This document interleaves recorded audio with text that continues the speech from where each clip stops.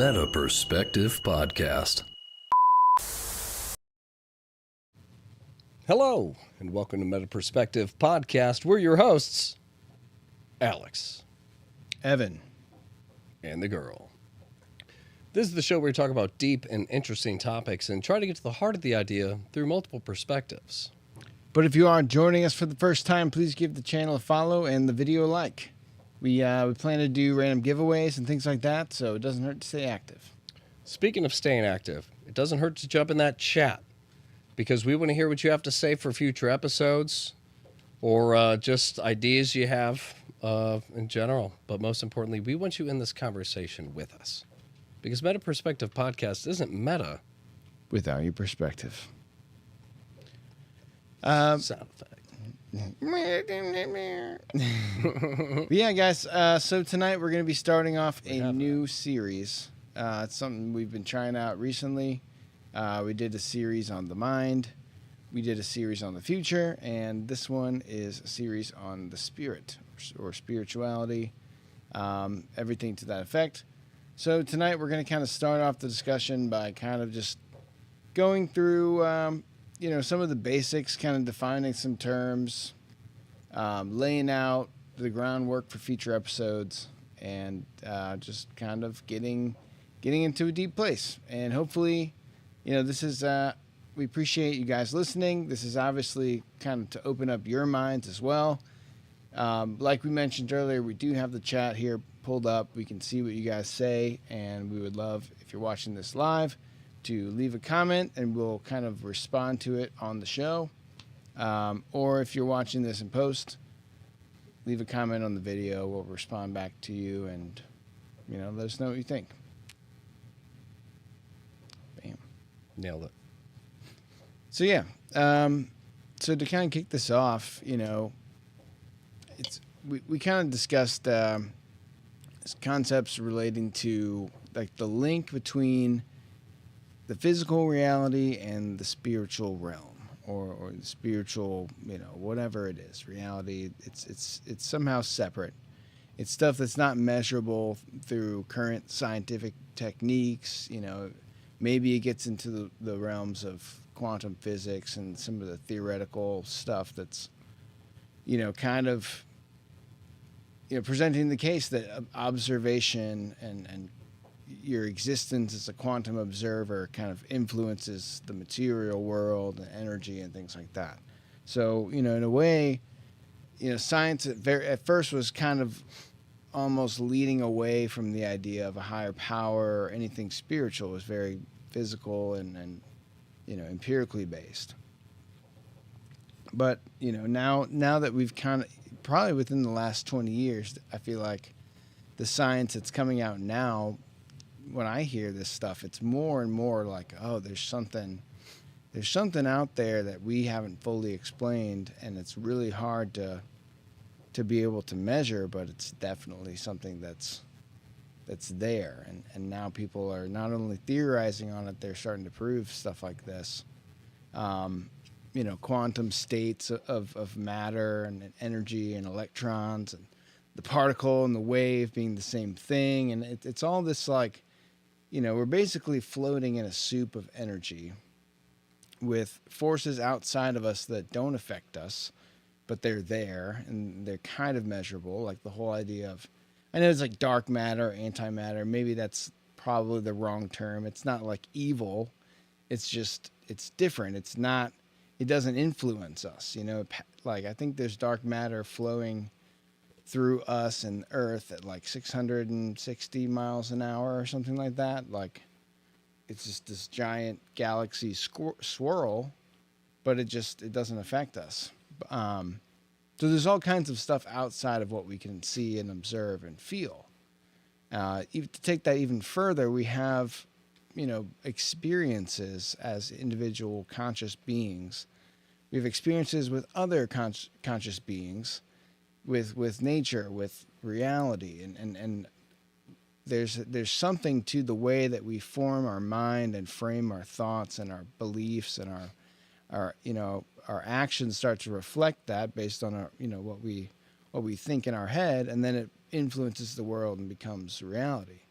we're two different people with two different mindsets and two different, spiritual levels, we'd say, we'll have two different experiences or perceptions of the same thing and take away, two different motivators for how they would react to this thing or influence the world. If you see something happen and one person it reminds them of a trauma that they had and it kind of triggers them and now they're in a depressive state, and then they go home and it influences their life because they got in a fight with their husband or wife or fiance or whatever, and the other person sees the same thing and is like moved by it and like kind of has a deeper understanding, and then that inspires them to do something else to help other people. But even a step further, you could say those people, the situation is something they can't find resolution for. But those two people with their own unique perspectives of the situation talk about it and then gain a new perspective over the situation and possibly a solution. Which I've always found fascinating, that you and me could have, be working on the same project and get nowhere. But when we talk about the problems we're having, suddenly we solve our own issues, and now both of us, can work together and create this thing. Yeah. But we couldn't do it separately. Coming together, it somehow allowed us to just understand what was missing, what we needed. It was shared, and we were able to get, it's just it's like that deeper level of communication. Yeah. And that kind of gets to the idea of the universal consciousness, or at least, it's almost like telepathy in a way. We've experienced that, like, we were at parties doing these card things, and like it wasn't a trick to us. We were like focusing on what the card was, trying to like deliver the message. And I mean, one night we were just on our game. We got two kind of in a row. It was like King of Diamonds, but it was the King of Hearts, or like, or like, and then we had like two in a row. We guessed the card. It'd be like red, 3 of diamonds. You're like, it was a 2. Yeah. And I'm like, what the heck? And we broke it up. We were like, all right, is it red or is it black? So we like try to send the color, and it's like, okay, now that you've said that it's red or it's black, now there's 2 suits. Which suit is it? Like, tell me. We'd even do it with our eyes closed, and then at that point you have to try to see the card, and then like based on that, you saw the red, you saw the suit. Now you have to kind of guess, is it a face card? Does it have multiple dots? Like we got it pretty close, man. Like we got it right like twice in a row, and that was amazing in front of people. Science has also proven somewhat recently that thoughts aren't contained in your mind. That, I mean, if these machines can pick up thought patterns in the brain and stuff like that without touching your brain. Yeah, like a electromagnetic field. Yeah, is created. So thoughts are going out, So the idea of telepathy or picking something up, like, really isn't crazy when you think of like how certain animals communicate with almost no verbal or no verbal or nonverbal communication at all. It would just be like a certain just like reaction of the body, and they all know the way you're running. That's it. Yeah. That's it. Or is there like something instilled, a fear that just spreads across all of them? Yeah. You know what I mean? Right. Yeah. It's like a contagion of thought. And you see that a lot in humans and animals, like you're saying, that's definitely a thing. And just so people know, this isn't like crazy stuff. Yeah. If you could look into like, there's government documents. You can look up the hearings, all that kind of stuff. There's our government, along with, I guess, the CIA and stuff, employs remote viewers. Right. Mediums. These are people who believe they can go outside of their body and into this other kind of realm, and they can see things in other places. Yeah. We did an episode on that, and I think Project Stargate, I think it was. look up that episode. It's on our channel. But yeah, we talked about ESP and yeah, the government. But that's the idea. Yeah. I mean, you could chalk it up to like just more fraud in the government, but it's been around for a long time, and there's cases that they claim have been solved because of the remote view. We're telling them, within, 10-mile radius or something in this country, in this spot, that's where you'll find that plane, and they're like, that's not even near. Yeah. And they'll go, and it's like, oh, there it is, like smack dab in the radius. Yeah, I think it was within 14 miles or something like that, but it was a very remote area that it's like thousands of acres of land. It's like, within a tight radius, that's pretty good. Yeah. But that just to me shows that the government does take aspects of this stuff serious. right. Enough to actually bring it to Congress and stuff and get funding for it. Like our tax dollars are paying the people who run our country to use people that claim to be these spiritual mediums. So that should tell you that there is at least some serious element to the credibility of this. I mean, yeah, and they've studied other things, like things like hypnosis, or they've given people drugs and seen how they, sold elite soldier, like Catching Fire. I think it was a book. I never read it, but I heard about it. It was about these kind of special ops, like the top fighting force kind of people, like Delta Squad and all that, going into like sensory deprivation chambers and taking acid for the military, and like recording their, what they thought and their experience, like being in that tank or whatever. And it's like, our government wants to figure this stuff out. Like, there's obviously something there because, even looking back through history, there's kind of this mysticism before stuff. Now we feel like everything's provable. It's like, oh, we let's measure it with a Geiger counter to see if the radiation is there, so we tend to not believe something that can't be proven, because a lot of the stuff from our past, these stories of, the existence of dragons or giants or all this stuff, the only reason why we accept dinosaurs is because we found the bones. You don't believe it? But you know what I'm saying? It's like, so we've gotten into this point where we have to see it proven to us. But like, throughout the history, there was a lot more of this kind of mystical thing, like gypsies and, people that would, like, back in the day, they were able to do things like, and even the mathematics of the ancient tribes and, all this stuff, or these structures that they built. Like, there's something where, our past seems a lot more magical than our present. Yeah, you look in certain countries, especially like India and other places, where like they're ancient, temples and stuff. You look at the architecture and like you go to the inside, those famous ones where it's like it's so intricately carved out. It's all symmetrically perfect. Yeah. And it's like, I mean, for a human hand to chisel that out doesn't really make sense. And it's hanging like from the ceiling like a chandelier. Yeah. And looks almost identical to like like a turbine or something like that. Like almost to say like there is some kind of like understood like connection between like geometry within this universe, or some kind of like almost like a bridge to some other, technology. Yeah. I mean, that's almost easier to believe than some dude chiseled that out. Yeah. Because it's, even with all the technology we have now, it's like I don't see how we could recreate that unless it was like a 3D printer, us making our own thing. Yeah, and that's kind of like, one of the theories I've kind of had for a long time is that there's this shared inherent knowledge that all people kind of have.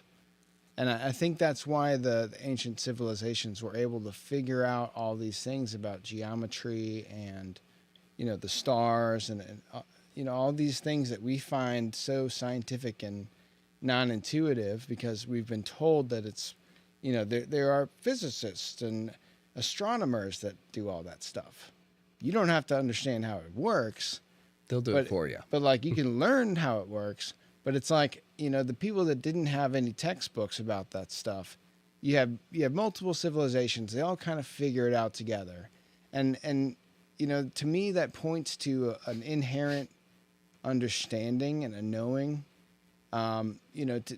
Religion aside, somebody any human being throughout Earth, if they've had enough time to think and observe the world and how it works, would form the same opinion about the structures and the fundamental truths in our reality that someone who was religious or someone who knows science or somebody who believed in like Zeus and Athena and all this stuff, but yet was able to build these amazing things that define our Western world. So it's like everybody, and that's the thing too, it's like East and West. It goes beyond that. Like even the people, these Eastern religions that are not so monotheist, they don't believe in a singular God, but they live their life in a very similar way to how, a Christian God would tell you, live your life this way and you will receive the benefits. It's like if they didn't have that, but they were still able to kind of form these thought patterns that allowed somebody to live in the same way and still unlock the full potential of the human existence. So, to me, that's like, it's baked in and it just needs to be unlocked and nourished. Yeah, it's like the idea of the pyramids. A lot of people are speculating that they were, what they actually were was it was a mechanism for free energy. That it was basically a giant Tesla coil that went off the Earth's own energy. Yeah. So they would use the Earth's energy to give them their own type of energy. And which is interesting because when you look at the Tesla coil and him being like, look, I made the Tesla coil. I'm going to build like a fully functional one right before I suddenly die so I can't complete it. But it's like he came up with the idea for how to do all of this after visiting Egypt and looking at the pyramids. Yeah. It's like there's a lot of evidence. If you jump down that rabbit hole, there's a lot of evidence that says there was, especially when you look at there's pyramids all over the globe, it starts to make sense that it's like, oh, well, these could have just been things for free energy because they just figured out how the world worked and how they worked, and they just used what they had the way they had it. We're going to use stone. We're going to use this. We're not going to create all these other things and slam atoms together. Yeah. But we're going to live in harmony with kind of everything. Yeah. And that seems to be like essentially the more spiritual route, considering now we can't create old technology. Yeah. If that is the case. Or yeah, like you're going to die like Nikola people don't Tesla. understand how these things were possible. And then that's kind of, or at least we're told. yeah. And, there's the theory of maybe like the future human time travelers or aliens or something like that. But at the same time, it's like, I know it to be true because, I mean, when I was in high school, I had this kind of epiphany or of sorts. And I was at like a college, it was like, come check out our college thing. And I went to my parents, and the whole time I was just writing on these note cards. I'm like, circles, spheres. I'm like, the infinite number line. And I'm thinking of like, everything's related. It's all connected. And, the same kind of concepts. I'm like, because at that point I didn't care about school. I wasn't really like, It's almost like being in like those movies where somebody's stuck in a coma and they keep seeing this reoccurring thing and they're like, I need to go investigate this finally. I'm obsessed with it. It's kind of like that where you're like, all throughout history, these same symbols have been around. Like, they have to mean something. And nobody else is paying attention. yeah. I think this is an investigation that, like, it's like, I'm going to go into this. Right. you Like know? I knew there was something there, and I went from being. It is like an inherent thing. Yeah, that's what I'm saying. It came out in me in a way, and I came to these ideas that I later found out were very similar to a lot of stuff that Einstein was doing with relativity and time and matter and space and all that. And it was kind of like, to me, that proved the existence of like a universal consciousness or of universal knowledge or knowing between all human beings throughout time, that we share with a higher consciousness. And you're just tapping in, and I got a glimpse of it, and it changed me, because before then I was a shitty student. I didn't care. I fumbled my way with, C's and maybe B's through most of high school, and I think I was a junior, and then I actually started to care, and I applied myself. I had to figure out how the universe worked, and that led to me being an engineer and knowing a lot about science and chemistry. And it all confirms exactly what I conceptualized that night that changed my entire life. I got it, and then I just set out to prove it or confirm to myself that it's real. And that is something that came from outside of me, I feel. And I did the same thing. It was all. It wasn't like I just got a piece and I'm like, that's interesting. It was it's like a flowing river of everything, and your head just gets dunked in randomly. Yeah. You could be deep in thought trying to figure something out, and you're like, I think I'm onto something. And all of a sudden, it's like dunk. Your head gets dunked in, and you are connected with everything. You see everything. You're a part of everything. How everything works is no longer a question, because you understand it. You can see it. Yeah. And then your head gets pulled right back out, and you're like, what was that? For some reason, that made sense. I don't know how to conceptualize what that was right now, but I know it was real. And then, it starts the journey of, I need to prove this to myself, because that was something. Yeah. It's like, I always say, like, if you're a shadow suddenly becoming 3-dimensional, and you're like, oh my God, and you understand yourself as a shadow. You see your shadow underneath you, and you get it. It all makes sense. Yeah. And then you go back to the shadow, and you're like, what? I'm incomplete. Yeah, exactly. You feel like on one hand you had so much control. You're a part of everything. It's like there's no searching for meaning. I'm where I need to be. Yeah. And then you go back and you're like, what did that mean? It's like something when I experienced it, that was my first instinct, this is how we're supposed to work. We're not supposed to have all this negative stuff clinging to us. It's like being a baby. That's kind of what it's like. It's like when your head gets dunked in, it's the same thing. It's like, I don't have questions. I don't have anything. It's like, I'm just happy, blissful, overly flown with joy. And I just want to love everybody and just give. Yeah. It's like, you just have this complete, you feel so good just with that alone. And it's like, with all the wisdom and knowledge you have in that moment, you're just like, I want to help, and it's just like, it's like, it's pure. You go back to you, and well, that's another part of this too. So I liked what you just said, because that is the same, if not a completely different feeling that I feel connected to a universal existence or consciousness. Is that, the way I was describing was more like I get it. Like, the key is unlocked. Like, I understand all these things. Like, mentally, I can see it in my mind. But then there's kind of something that you said kind of triggered this in my mind, that there's this other part where you're totally at peace, almost emotionally. It's like a mentally, emotionally, like, peace with yourself, peace with the world, your situation, life. And it's not necessarily about, like, understanding the complexity of everything and how it's all connected, but you see how you fit in, and everything is just, this experience is something to be grateful for. But you're living in that bliss. But what stuck to me the most through that experience for me was that blissful feeling. Yeah. Because one, it's like, with that feeling, it's like I'm complete. Like I don't need anything. Like I could sit in a chair all day and just be like, because but you get bored. No, the feeling of boredom is a feeling. It's like that's not what this was. This was a complete, perfect vibration. Yeah. And that's what really stuck with me.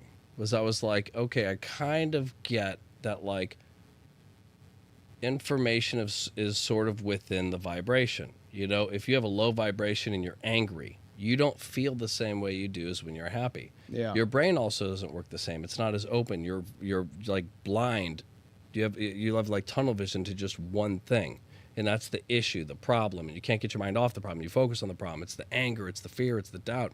It's all of the negative stuff. Yeah. Now, if you relax, that's why do you think they say it? Just don't argue before you guys talk about it. Take like 10 minutes and go in separate rooms, ground yourself, and then go back and talk about it.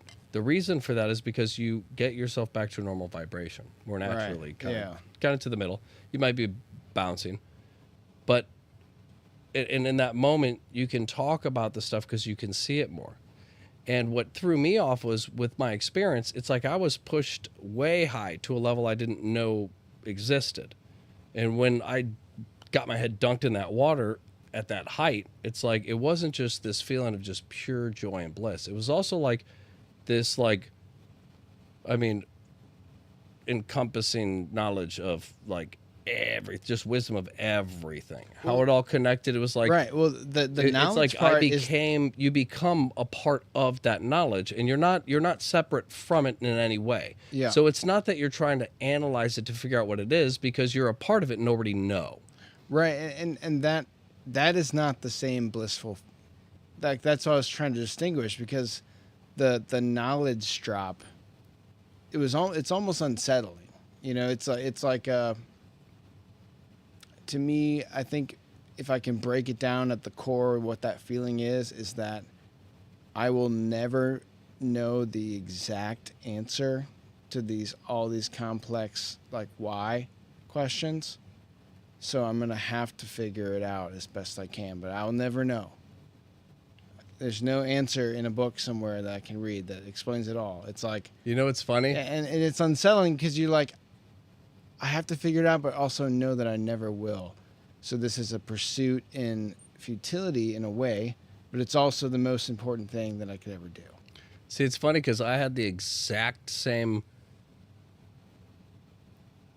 kind of like goal orientation. Yeah. But my perspective, or our perspectives were just slightly off, kind of like we were saying in the beginning. Because like for me, I was looking for something and then had the experience. So when I experienced it, it was like, it just motivated me intensely, because for me the difference was I'm getting closer. I am figuring it out. Yeah. So it wasn't like, Well, I felt that way too, but like, so it wasn't the same. Like, but then from there, ultimate peace. But then from there, I mean, because I did like that, like there's different levels, and I don't know what the purity of the singularity would be other than just purely God. But it's like within the idea of like what is perfection. But it's like when like the higher you get, the more that's kind of how I see it. If you're way down, it makes sense. Your brain is more narrow. Your vision's more narrow. Your mind's more narrow. So it only makes sense that the higher you go, your mind's more open. So if you get really high vibration, you get to a point where your mind starts to just accept everything as once. It's almost like you kind of like, you give yourself up, you surrender yourself, and you're like, you just accept like everything as is. And then then you allow what you already know reality is to reveal itself. And for me, that was like that big switch. Was like, the difference was I'm going to work on this and I'm going to understand it, but I'm okay if I don't, because I'll still know more than if I didn't. So it was like this optimistic, like I'm excited, because I asked questions, which had to be what caused the experience. So for me, it was like I made this happen So like I can definitely figure it out. I don't need books. Books won't help me. Like what I just experienced from that isn't something that I could understand from a book. Somebody else could experience it and I could read it in a book, but what I experienced, I led myself to. So my brain was more like, I did this. I'm going to be the book writer, you know? Yeah. So it was like, but again, that could also just be that little extra bit I was pushed with the vibration where it was just like even more of me surrendered, where it was like, Well, yeah. no part of me was like, how can I use this? What could this be? It was more of just like, I need to fix myself. Right, Because I want to feel this way all the time. And it's me that's causing myself not to feel this way all the time. Yeah. It's like, it was like even more of me was shedded off. Well, so I guess... Because I have experienced it multiple times, but in different levels. Yeah. I've experienced it in weaker levels. I've experienced it. Right. And I think kind of to get back to...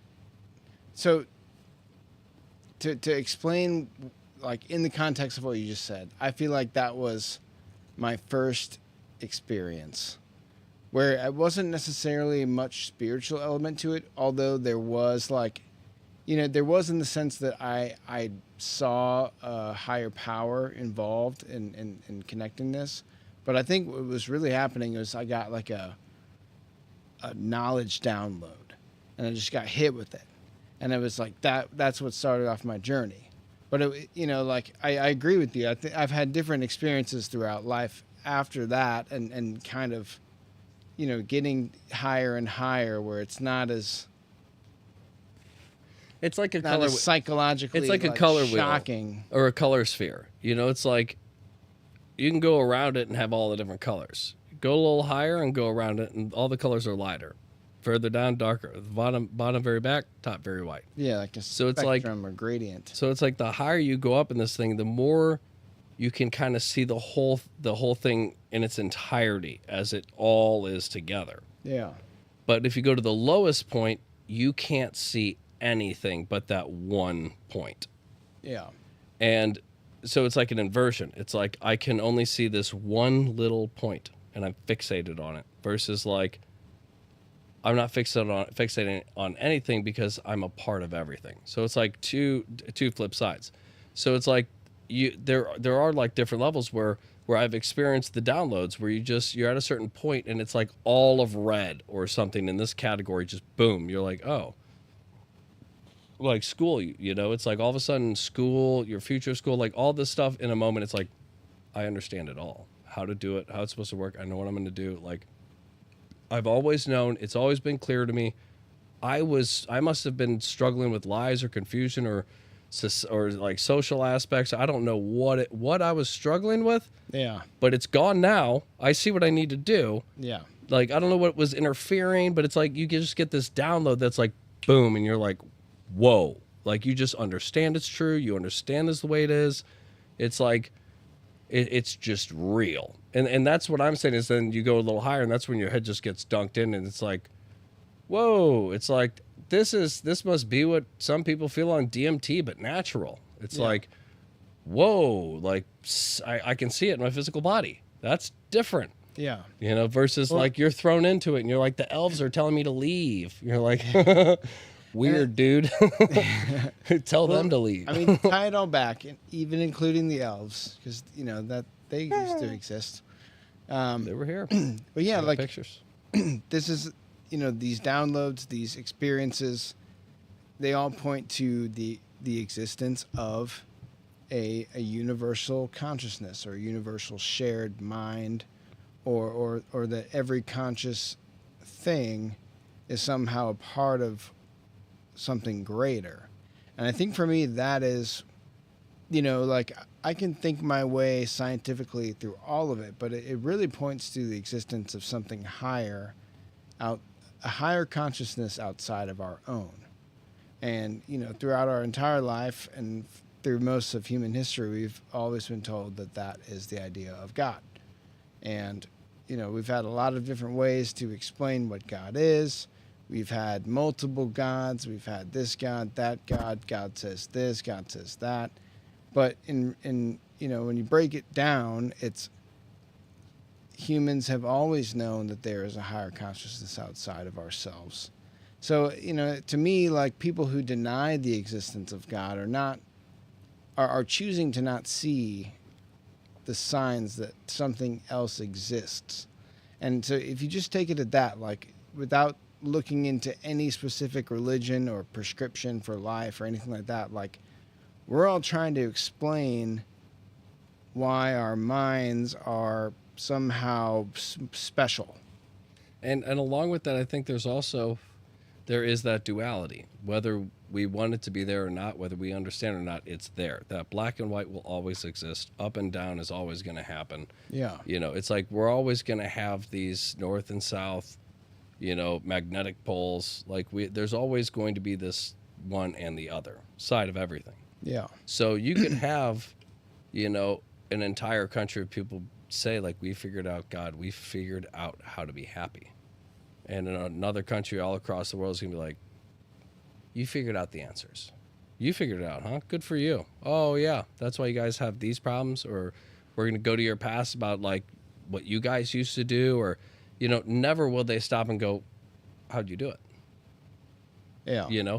And those people, and at some point after they're done arguing, they're going to be like, yeah, we'll show you how to do it. Yeah, we want nothing to do with you guys. There's always going to be a group that's going to fight whatever's introduced, whether it's good or bad. Yeah. And I think that's also something to be understood because, a lot of people when working on themselves and trying to do this stuff, they get lost in that. And like, they're like other people, are saying I'm getting soft or I'm this or I'm going crazy or all these things because I'm trying to figure something out about myself. It's like, don't give up. Just realize that those people, what you're doing is you're bringing a reality to them that they don't want any part of. And in this world, we have free will. And because they have free will, they can feel not me opposing, but they can feel that kind of like, I'm not going to stop talking about this. This is a reality. It's changing me. I can feel myself becoming better. All they feel is somebody who's going to stop being their drinking buddy, stop being their wingman.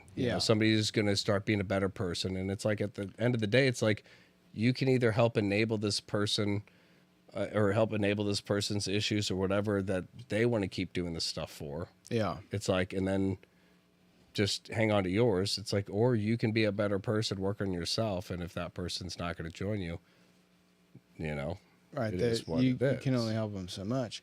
And so like, this is the whole kind of, but you brought up, just to end that thing, I'm sorry to cut you off. Yeah. But that's the duality. Even if you're best friends with somebody and you're like, hey, I'm changing my life for the better, you're going to cause that person to be like, somehow I feel like this is going to make me the bad guy then. Somehow this is about me. Somehow this is about me and it's not good. You're going to get a lot of those things, unless you got a real friend who's like, I see you're truly happy. Yeah. Like, I want to know what you're doing. Clearly, something I don't know. I want you to teach me. A lot of people are too prideful. And, if you need help, you need to become a little bit better. You need to work on yourself. Chances are the people around you do too. And so chances are you're not going to have that kind of reaction. It's going to be more like, this dude's a lame, don't invite him. He doesn't really drink anymore, and that's going to be the beginning of you not knowing about all these crazy stories from that party because nobody invited you. And then you kind of show yourself out the door because you see that you're no longer invited. Yeah. Nobody asks you to leave, but you just show yourself out. Why? Because you need to work on yourself. And if other people don't want to, don't let that stop you. Right. Yeah. That's really good advice too, because and it brings up the whole idea that you were talking about, kind of the sphere of the variables. It's basically one of the constant things throughout the universe, either at the atomic level, the planetary level, like the rotation of Earth, and everything down to social psychology and your own mental clarity. Everything operates within this concept of polarity. And, you could say positive, negative, light and dark. You can also sterilize it and just say positive. Positive and negative are have weighted words in our language because, we think these things have social meanings. But like in reality, if you just consider two different opposing forces, that is consistent throughout every level of the universe. The same way as spheres, like equidistance from the center, this infinite kind of equal expansion. Somebody's somebody's just really down. They're unhappy. They're being really negative. Everybody else is really positive. You'll see them slowly distancing themselves because those feelings are that kind. Now, if you're really upset too, then you'll pull to it. You'll be like, yeah, fuck that dude. I'll talk shit on him too with you. Yeah. But if you like that person, you start to distance yourself and you're like, I don't like that feeling, that energy you're bringing. I have love. I have a good emotion towards that person that you're bringing this at. Yeah. And it bothers me and I'm getting repelled. I mean, it's like, you'll even say like, this person's got, you're repelling me. It's a real thing. Energy is a exactly. real thing. It's an observable reality and truth that can be applied to every aspect, from science to psychology to everything. There's polarity and there's opposites. We've gotten into it too with the plants and stuff and the water, talking positively to one and screaming negatively at another. Yeah. So I mean, I guess. So what I'm getting to is, you look at you try to. Something I've tried to do is look at the fundamental truths that kind of hold true on all these different levels. And, getting into kind of, leaning more to the Christian religion, it's kind of yin and yang. Exactly. Thank you. That's a great one. That's an Eastern example. There's all these things. So, I thought we just came up with this. But if you look at it from a cosmological sense, so, getting into religion, at least the Christian religion, you're kind of told that human beings are flawed. And a lot of what we've been talking about tonight is kind of that negative aspect where we tend to lean towards destruction in a lot of ways without the proper aligned guidance. And I'd like to make the argument that this is related to our scientific nature, because really, in reality, what we are is, we're made up of atoms that make cells, that make organs, and all this stuff, and somehow we have a brain, even though those things replace itself materially, and as far as the matter of our skin and our bodies, that is recycled, our consciousness exists beyond that over time. So what I think we really are, if you look on, the universe is basically goes from total order, you can say the idea of a big bang, but we're going through an expansion. We're going from total order to total chaos, where everything basically spaces out and goes towards equilibrium, where energy is moving towards its least, the easiest path, basically. What we are as existing conscious beings is basically a sustained reaction of energy that can only exist for a certain amount of time before it eventually falls victim to ultimate chaos and equilibrium. Meaning that us as material and conscious beings will unravel in a cosmic sense. I think that kind of speaks to why Christianity and everything is defined as humans are flawed. Because I think we are. I think it was the sin. We are. Well, why do we sin? Why are we not perfectly in harmony with the universe? It's because we have a tendency, because we've been so ordered. We are leading towards chaos. Well, I want to get back on topic because finish this off. Yeah. We are leading towards chaos and our eventual unraveling. And I feel like that is inherently why we are flawed. The same way that God says it and relates it to our real world experiences and sin and all these things, I think that inherently the energy that we're sustaining to exist is doomed. And such it is reflected in our existence that we are also doomed as a flawed human being, but we have the ultimate ability to assemble with the universal consciousness after life. So for me, I do agree more with the biblical aspect of it. Was like it was sin. It was the choice. Look at a metaphor or not, or if it literally, however you want, I think it all says the same thing. That humans were made, we're made in what you could call a perfect world, in the sense that a universe was just created. Right. And then there's a planet that's just everything's so perfect that it exists, and everything follows such a perfect code, life exists. And that perfect code creates life that can become aware of itself and then create within this world like a video game. Right. So for me, when I say original sin, it's if we're in this place where everything is just kind of perfect. We're going off this great vibration. Everything's good. I think the idea of sin, I think it was clear in the Bible. It's how it works through us. We are like babies. But we were pure until the chaos was introduced. You're pure as a baby. And now chaos is introduced to us into our childhood. But you're talking about original sin. Because there wasn't. Yeah. It was the choice of sin, and the choice of sin created knowledge. And that knowledge is, wait, if I can do this, even though I'm not supposed to, I mean, it's like anything. Like, let's try to go through time, but we're not supposed to. Like, that's not a thing. No, I think there's a way I could go back to that moment. It's like this is knowledge. But was Adam and Eve meant to live forever? I don't know.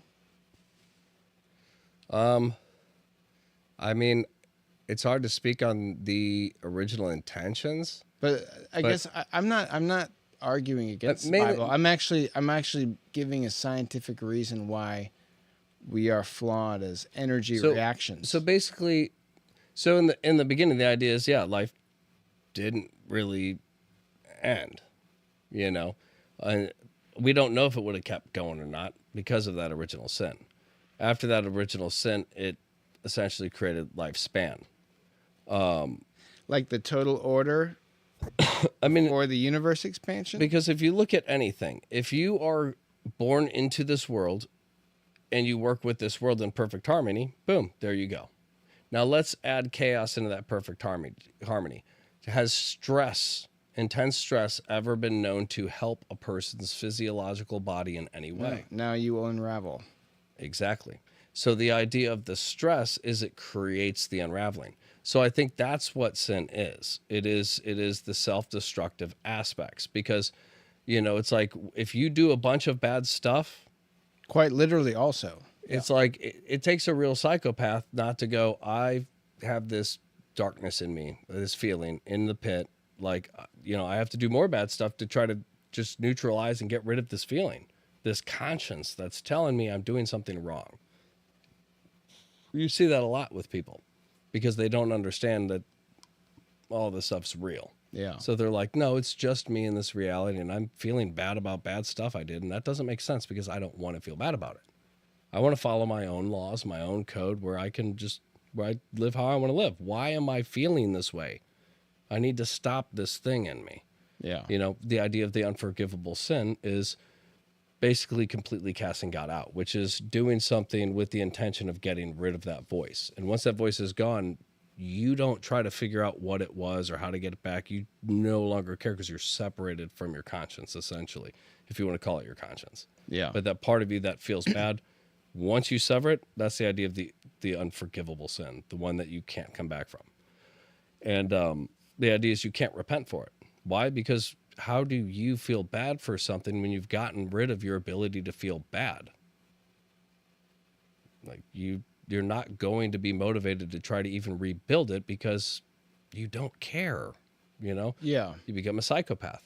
So the idea is, it's the chaos that's brought that in the beginning with our free will we brought in caused a chain reaction of creating more sin, hurt people. And as a result, that realization of ourselves, like, oh my gosh, we're naked. That realization, all these other things setting in, I think is what doomed everything, because what does that end with? It ends with, what is going on? What is all of this? I'm so detached and separated. Let's start colliding particles and see what we can do. Let's try to go to other planets and create wormholes so we can get there in 3 seconds and then set off a nuke there to see what happens. And it's just like, why can't we just sit home with a family and just be happy and catch fish? Well, I mean, that's kind of what I'm getting to, and we're starting to get towards the end of the time of the episode. But like, at least as one of the things to kind of like wrap this whole thing up is that, you know, this is the idea of, you know, I guess what I'm describing is a flawed and fleeting glimpse at a conscious existence, with the opportunity for continuing that existence beyond this experience. You know, we're here, we have a brief window of time, you know, all the technology in the world can't prevent us from eventually unraveling. So in that way, we are flawed, and we have a limited time to kind of elevate ourselves to a sustained existence on a level higher than we have right now. And that's why, you know, religion goes hand in hand with the idea of the afterlife. You basically don't have any religion that doesn't explain the afterlife. So in that way, you know, it's part of that, also that universal understanding and that knowledge and that knowing that there is something after death, that our conscious existence, like I said earlier, all of our matter, our cells, they recycle. So what keeps us sustained? There's a force, and you could call it spirit, you could call it anything else, but it's not a physical thing. And all the technology in the world can't prevent that from eventually coming to an end. And that's kind of the you know, one of the arguments I feel for believing in something is that you know, it allows you to get to the next level versus accepting that we're just here, we're just a biological reaction that's going to unravel. We might be flawed, so let's just lean into it and become more flawed and unravel faster, you know, essentially. Stress more, sin more, you know, getting ourselves into situations where we could die easily, risky behavior, you know, things like that. So, you know, it all ties together. You look at it in the Bible, you look at it in the world, you look at it in science and matter and energy.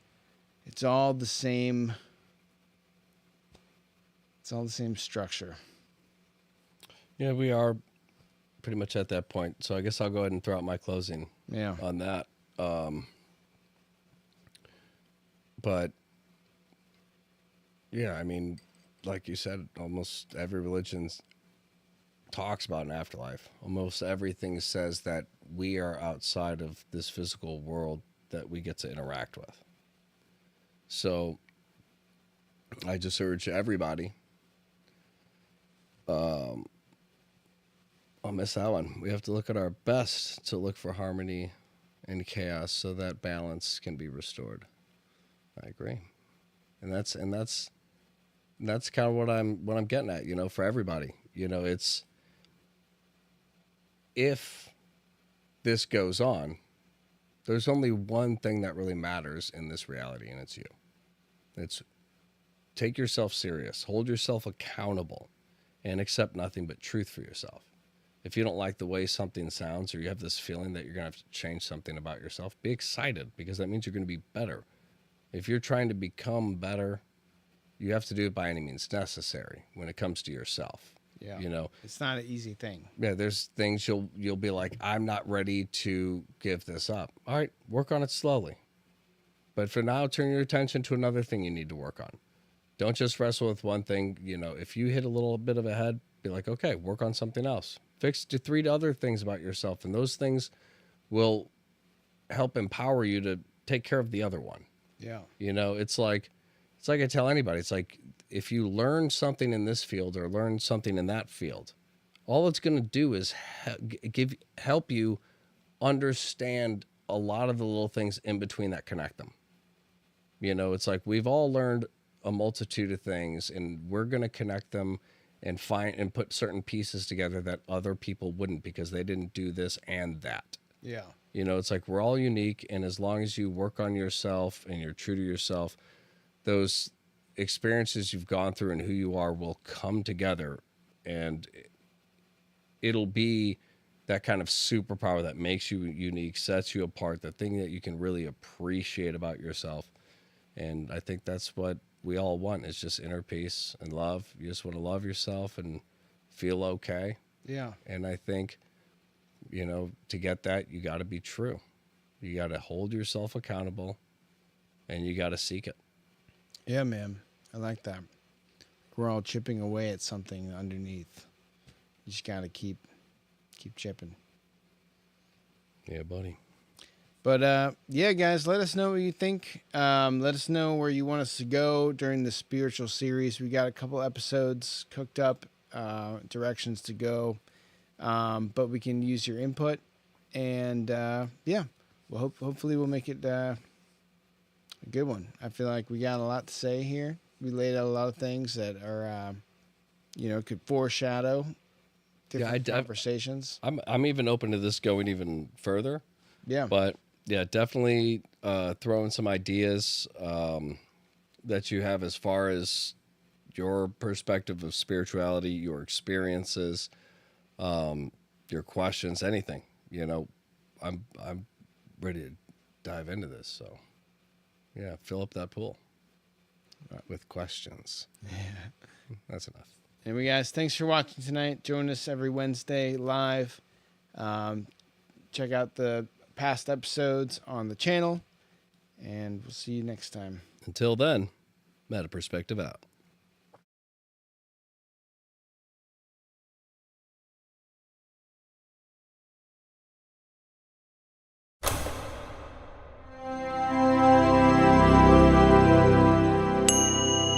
Meta Perspective Podcast.